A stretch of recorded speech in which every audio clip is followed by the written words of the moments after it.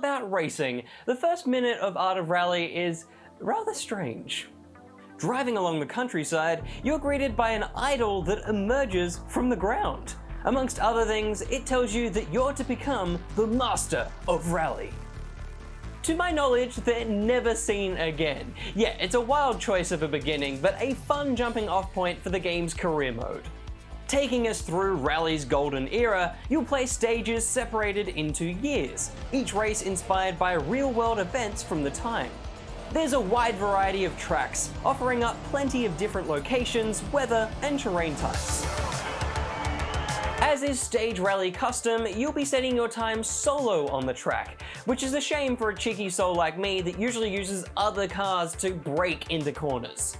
With just a timer to keep you company and no mini-map in sight, you'll need to keep track of the oncoming corners and perils all on your own, whilst also just generally keeping control of your car, a task I often failed at.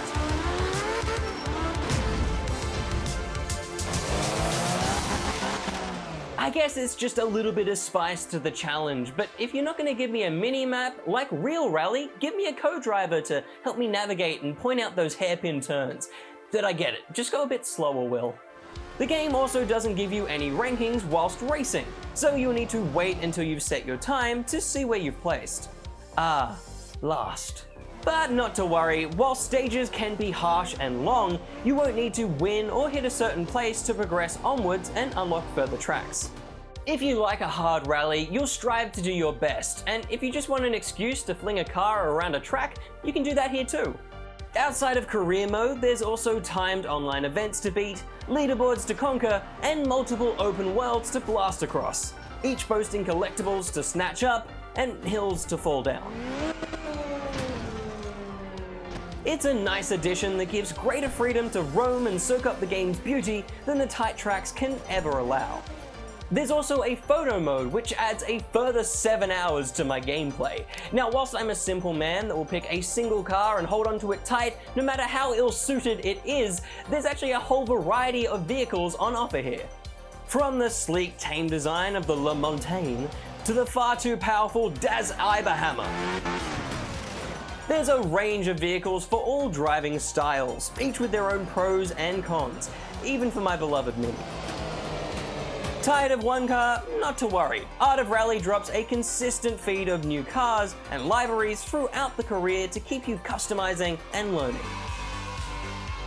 And you'll be learning all the way up to the final checkered flag. Does Rally even have checkered flags? Anyway, as the cars are based in real-world handling, once you have got a handle on it, you can really push them. Sticking your butt out around corners, slamming on the handbrake at the last minute. Despite its simplistic visual exterior, I was constantly surprised just how much of a true rally experience for novice and experienced drivers alike this truly is. But of course, Rally is just 1/3 of this game's title. I don't know what the of part is all about, but this game is art. The simplified design and calming color palette is such a welcome change in a genre that generally aims for realism.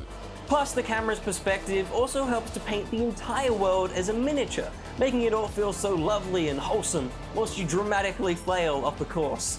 Again. Oh, and the little bean-like audience that litters the track always gave me a chuckle, though I wish they made some sort of noise as I narrowly avoided them.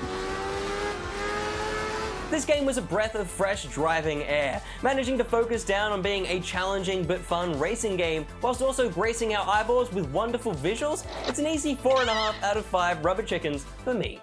Now, why did that idol give me a prophecy? That's like the 3rd prophecy this week.